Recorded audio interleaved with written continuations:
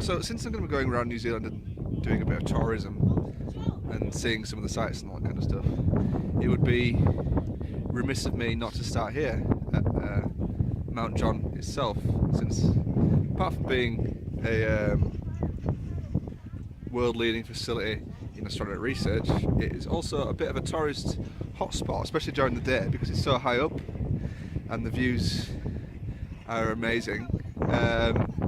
There is a bit of a roaring trade in tourism, so much so that there is a cafe behind me.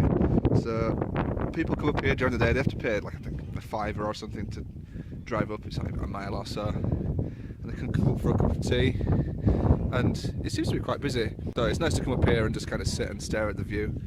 You can see Tekapo behind me, and also a tourist. Another thing that I forgot to mention is the lake behind me, Lake Tekapo, which stretches for a few miles north and is quite beautiful. I wanted to walk around it, but it's actually pretty big, so there's no chance of that. But there are some roads that I can see stretching across that you can't see really, but there's some cars going across on the far shore over there. It's quite a way away.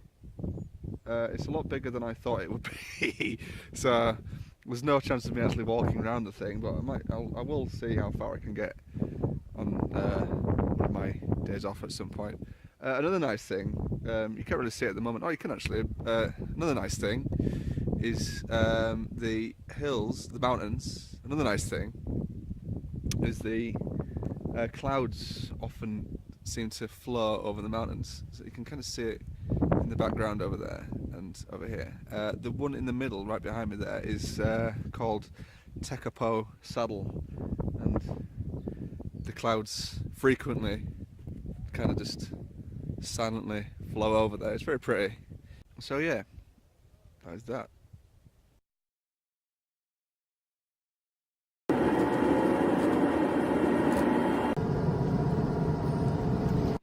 Hi, so now I'm at Lake Pukaki on my way down from Tekapo to Mount Cook. I'm struggling with these names. This one leads directly up to Mount Cook, so you can't really see it behind me. In fact, I'm completely in shadow because the sun's right there. But at the far end of the lake is Mount Cook itself, which is my destination this afternoon. And by some miracle, it's actually quite sunny.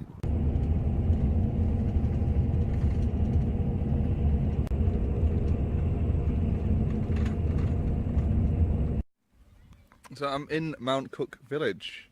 I'm surrounded on all sides by mountains. I am heading in that way towards Mount Cook itself. Yeah, there's not a great deal of things to do in Mount Cook apart from walk around, obviously, which is why I'm here. Walk around and take pictures. You can't really see behind me because the sun's directly there, but that is Mount Cook. Far behind me there, the pointy one.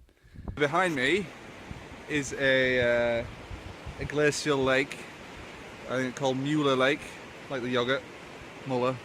And there are some rapids down there which I have to cross across this lovely bridge. So far I'm not freezing to death, so that's okay.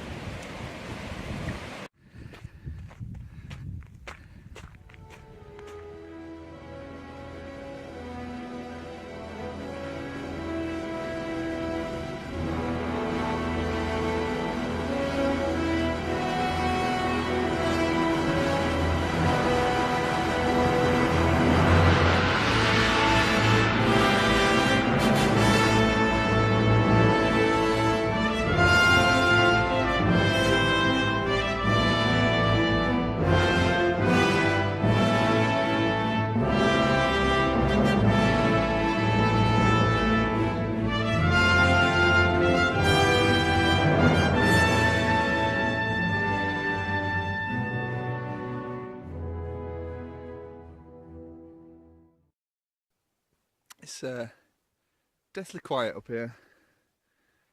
Can't hear a thing apart from me prattling on and the wind blowing the clouds up in the top of the mountains up there.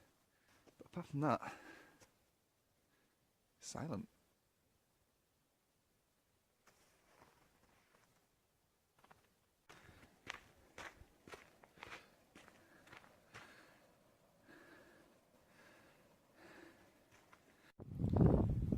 I've arrived at the end of the footpath. It goes no further. So behind me is Mount Cook, New Zealand's tallest mountain. So behind me is Hooker Lake, which is a glacial lake. You can kind of see the glacier just behind me, coming down from the top of Mount Cook. That's the end of it, just over there. So it is now 3:30, and it's taken me 2 hours to walk up here, and the sun sets at about 5:30. So I can't really linger, but I suppose I can walk down a bit quicker than I walked up. It is very, very pretty up here, and I'm the only one.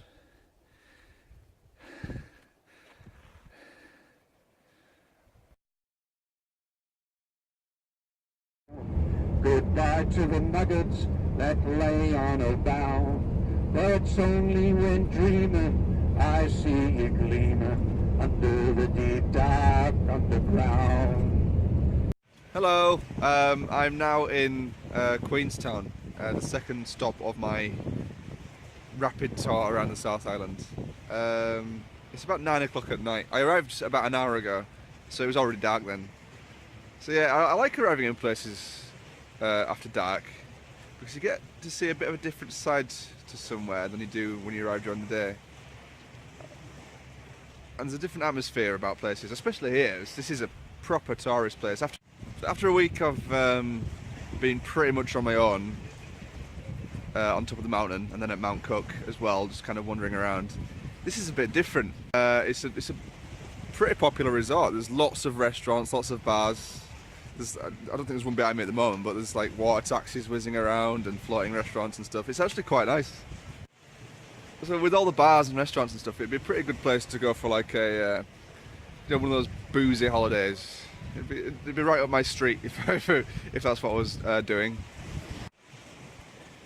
It's a very winter-focused resort. You can tell there's tons of skiing and winter sports shops and all that kind of stuff. There's people walking around with skis over their shoulders, even though it's 9 o'clock at night. I don't know what they're doing now. I think maybe they're just doing it to let people know that they like skiing. But it's famed for being a popular destination for people who like extreme sports. So it's the base for AJ Hackett bungee jumping, and there's jet boats in the lake and all that kind of stuff. Another thing about it being dark all the time is that it kind of seems like Christmas. I know that's ridiculous, but with the bars and things all being open and everyone crowding around or looking cosy and stuff, it's very festive. I quite like it.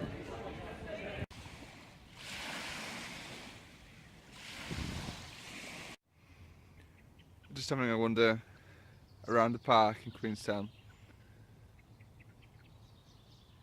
It's snowing. I'm now standing on the shores of Lake Wakatipu. I think that's how you say it. That's as it's going to get. I've gone for a little bit of a walk out of Queenstown, not very far, only about 20 minutes or so. There's some really lovely gardens that you can walk through. It's more of a forest there's an ice rink in the middle of it as well. But where I am at the moment is fairly quiet, but it is very pretty. It's really nice, and also incredibly cold. I am not going to lie, I am freezing my ass off right now. I've also got chapped lips on, so I need to get lipstick, which is lovely. Overlooking Queenstown and the lake is a mountain, surprisingly, called Bob's Peak. It's about 800 meters tall or something, and there is a sky ride that goes to the top like a cable car, which takes about 5 minutes.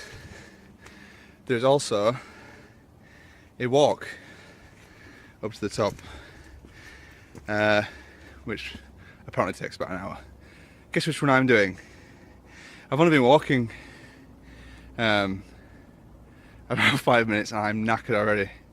Also, the walk starts next to a graveyard, which is a bit I don't know, bit of an omen, maybe. Anyway, so yeah, let's see how I get on. So I'm a little bit further on, not even that far actually, it's only about 10 minutes, but I've become that unfit that I am sweating so much that I've had to remove all of my 3 top layers, so now it's just a t-shirt.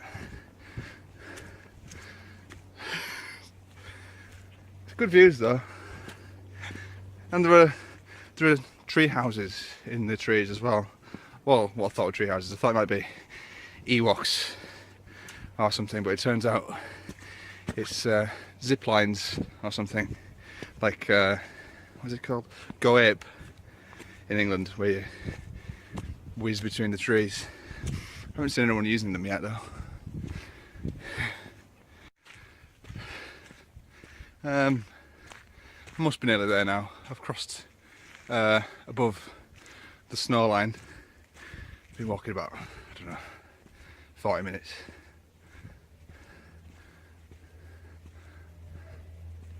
Don't know.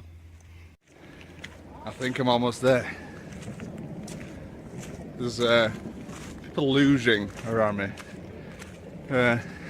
So yeah, I think I'm nearly there.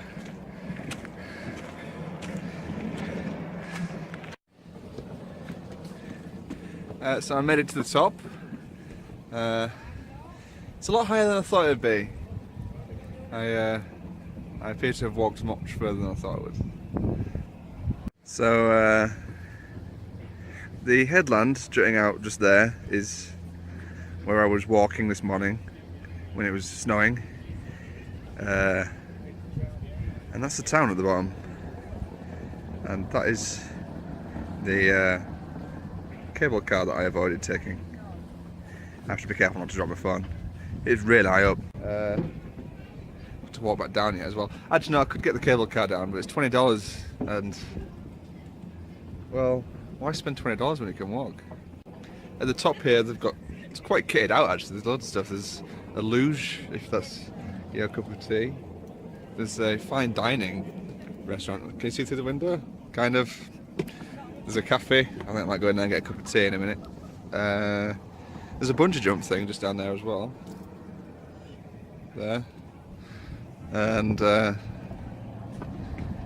obviously a little shop as well. Little shop. But I think the main thing is obviously the view, which is pretty special. This isn't particularly important, but it made me chuckle. For some reason there's a jelly bean shop up here, although it has no relevance to anything. But that's not what made me chuckle. It's for some reason they've got paintings. They've got Grant Wood's American Gothic. They've got a world map. They've got Frodo Baggins, all made out of jelly beans for some reason. It's weird. I'm playing some pretty good tunes up here as well. Just had Fleetwood Mac on, and now they've got Don Henley. I might stay for a little bit longer.